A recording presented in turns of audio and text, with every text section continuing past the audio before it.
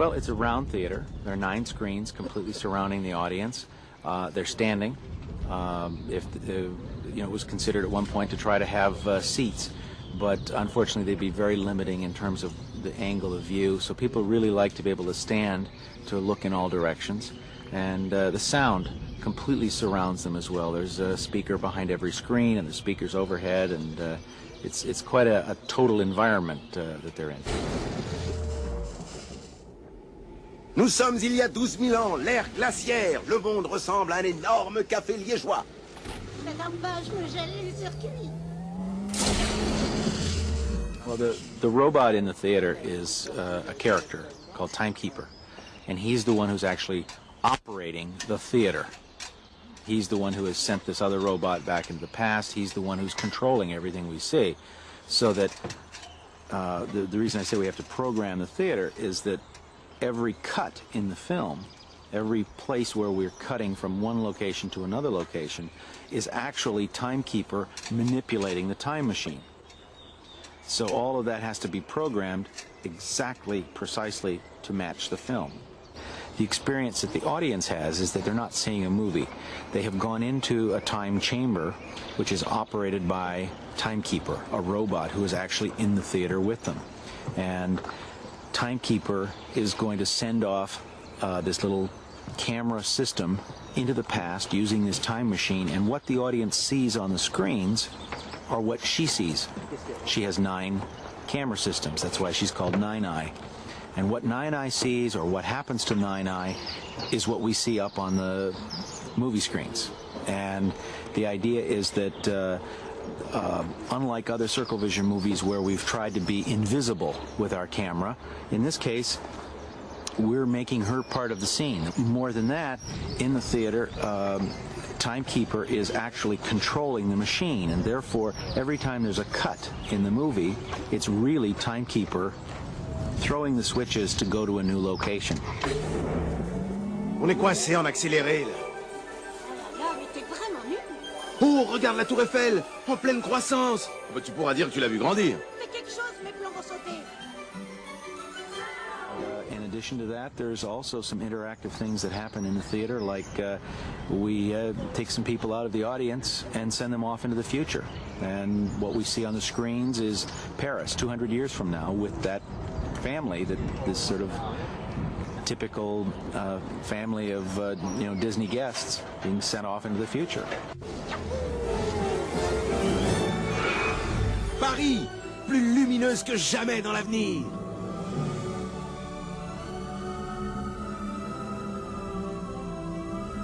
Est-ce qu'ils sont pressés? Ne les perds pas de vue.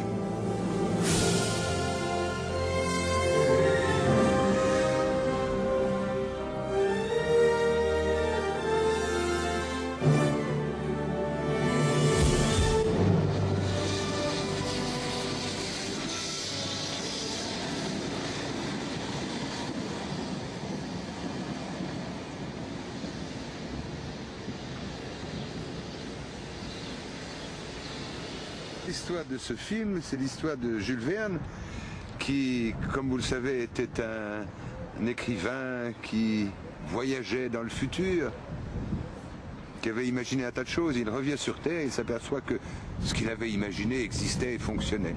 Alors c'est l'émerveillement. En fait, le tournage se passe en Alsace, à Rouffach. Là, nous sommes à Rouffach, c'est-à-dire que nous sommes au milieu des vignes de l'Alsace. Un peu plus loin, vous avez les ballons d'Alsace. Mais c'est pas un film sur l'Alsace. Vous savez, le TGV, maintenant, ça traverse les pays avec une telle vitesse.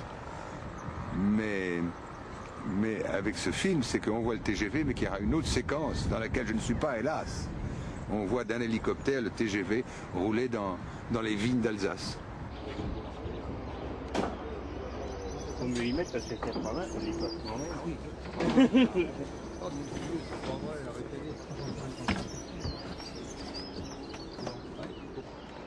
Aujourd'hui, on tourne, dans la bonne tradition du cinéma, dans l'ordre inverse de ce qu'on verra à la fin, on tourne un gros plan de Jules Verne,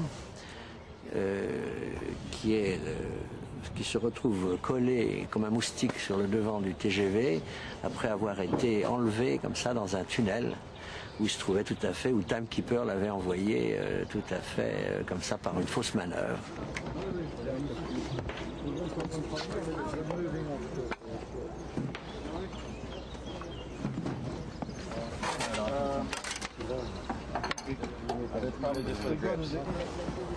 Il est bien évident que Jules Verne ne pourra jamais, Michel Piccoli ne pourra jamais tenir en équilibre sur cette surface qui est en pente et qui est aussi très glissante. Donc il a fallu lui faire un moulage pour qu'il soit relativement confortable. Et ce moulage lui permet de se tenir ici et de jouer son rôle de bonhomme plaqué sur le train. Bon, maintenant c'est une maquette de train, ce sont les gros plans, les très gros plans, le dialogue. Mais après ce sera vu, cette scène, avec un vrai TGV.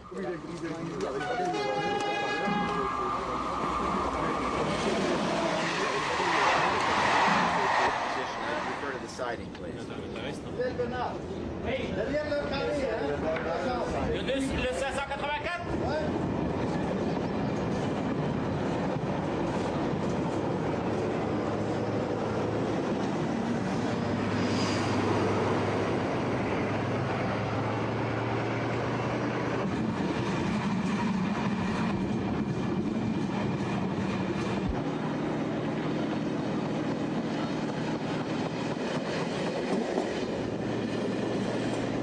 J'ai dû faire une erreur d'aiguillage.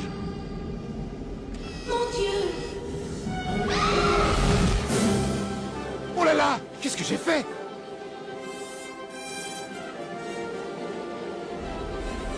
Timekeeper! Il a l'air content, non? Ouais, mais c'est interdit. Le train en France, ça se fera à l'intérieur.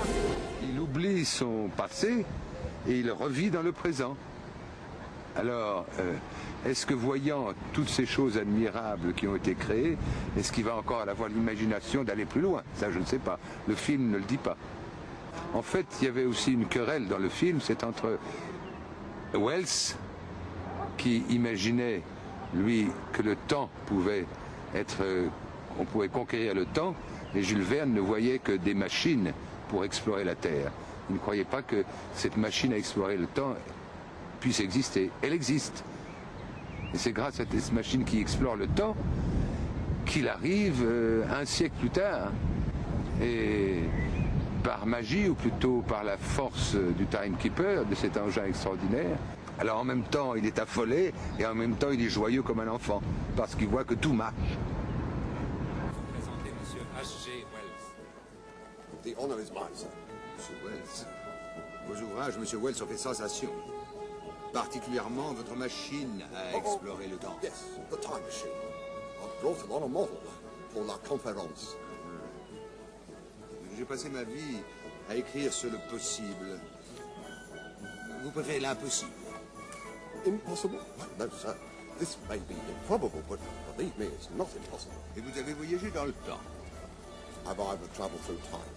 I have traveled through time as often as you have traveled from the Earth to the Moon, sir. Yes. Vous savez, je crois que le cinéma a une grande vertu, c'est qu'il est capable de voyager. Et que le cinéma est...